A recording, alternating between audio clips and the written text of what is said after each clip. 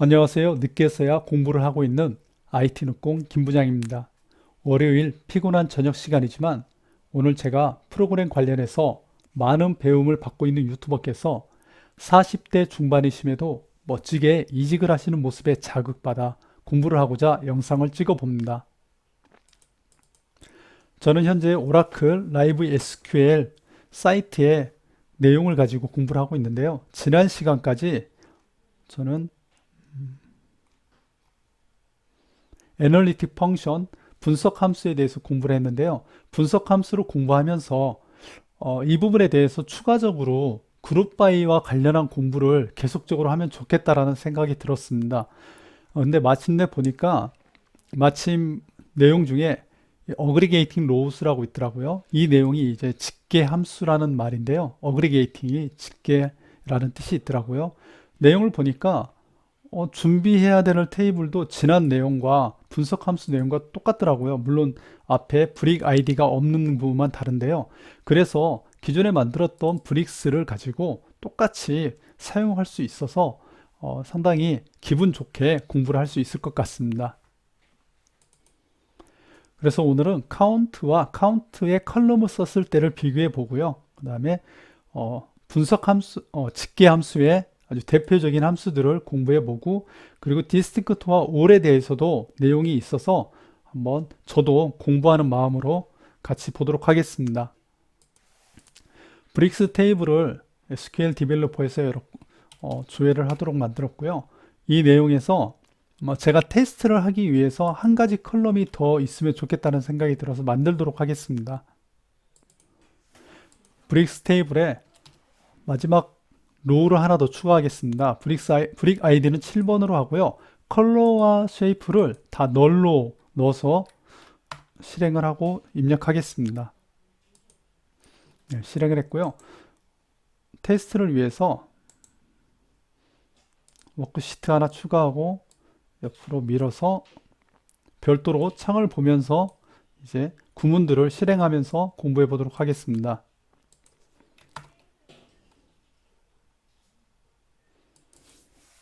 스크립트에 나와 있는 문장이고요. 모듈 2번 카운트 아스테리스크를 하는 부분과 카운트 컬럼을 하는 부분입니다. 한번 주의를 해보겠습니다.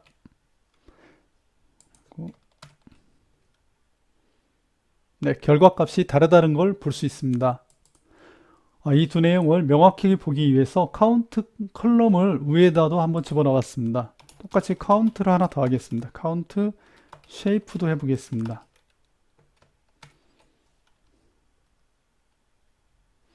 네, 카운트 아스테리스크 전체 로우로 했을 때는 7개, 여기 보시는 바와 같이 7개의 로우가 나오는데요. 카운트 컬럼명을 했을 때는 6개만 나오는 걸 확인할 수 있습니다. 여기에 만일 웨이트를 하게 되면 7이 나오게 되겠죠. 자, 그럼 우리가 알 수 있는 건 카운트를 아스테리스크로 한다는 것은 조회하는 브릭스의 전체 로우의 카운트를 가져오는 겁니다. 개수를 가져오게 되고요. 컬럼을 넣었을 때는 너를 제외한 카운트를 한다. 이렇게 구분을 하시면 될 것 같습니다.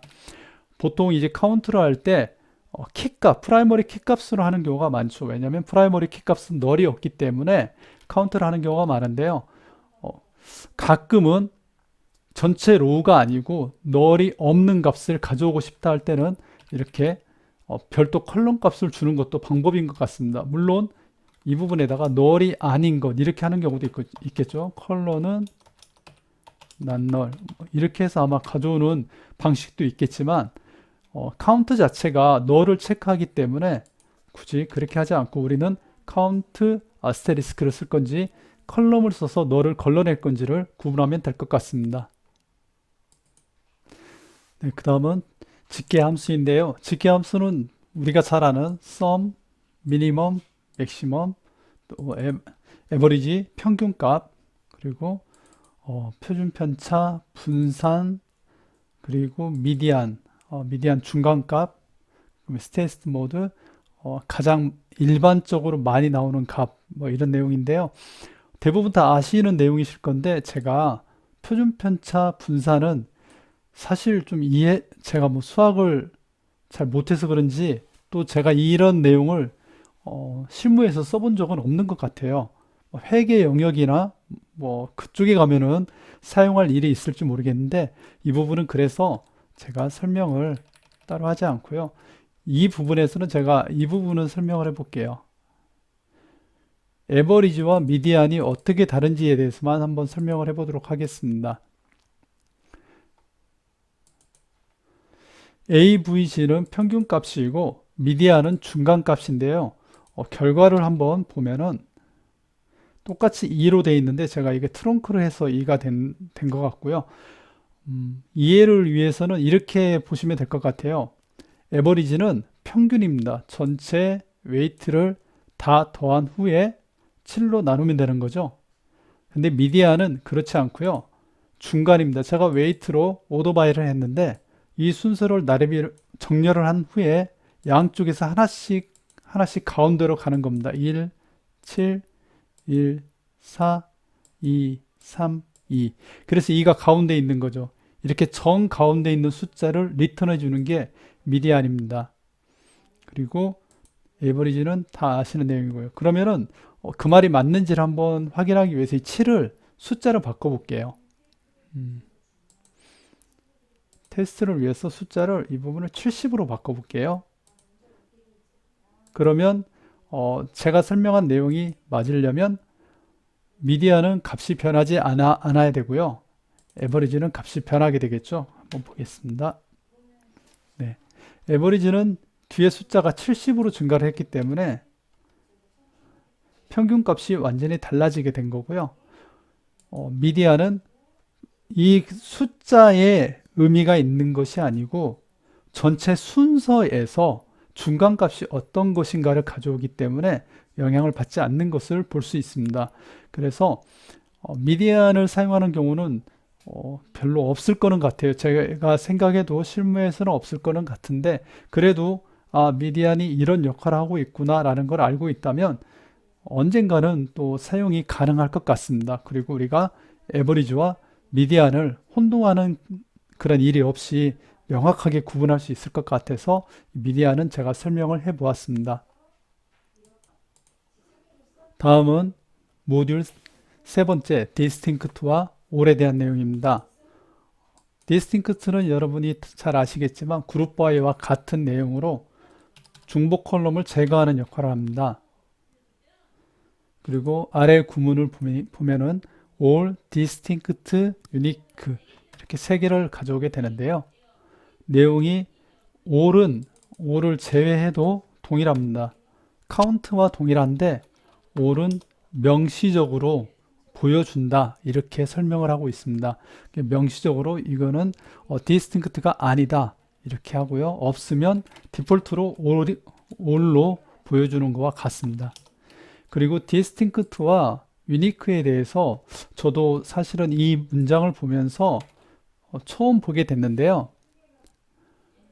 인터넷에 구글링을 해보니까 이 차이가 무엇인가 찾아봤는데 오라클 커뮤니티에 이런 답변이 있었습니다.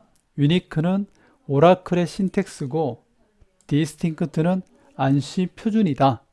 그러니까 디스팅크트는 다른 SQL에서 다 사용이 가능하고 유니크는 오라클에서만 사용 가능하다. 이렇게 이해하면 될 것 같습니다.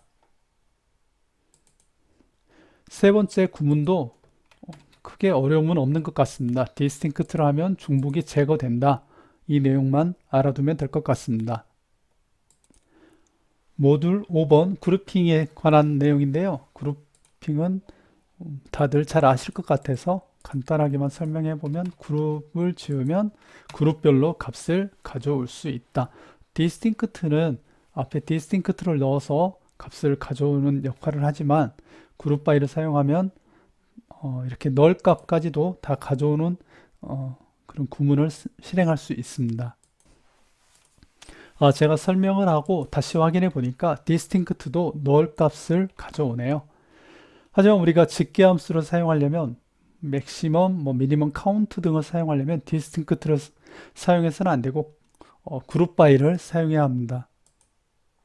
내용을 좀 더 가보면 뭐 당연한 이야기지만 이런 구문도 있네요. 이렇게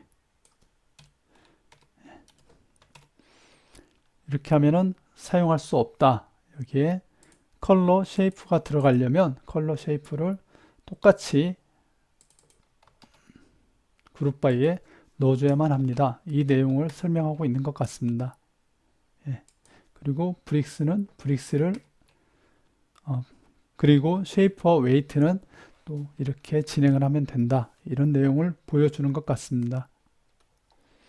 예, 여기까지 오늘은 진행을 하고 다음 시간에 아래에 있는 부분 중에 롤업과 큐브가 있는데요. 이 부분은 별도로 한번 공부를 해보도록 하겠습니다. 그리고 지금 이제 오늘 저희가 디스팅크트 그룹 바이를 했는데요. 그럼 디스팅크트와 그룹 바이의 차이는 무엇인가가 좀 궁금해지네요.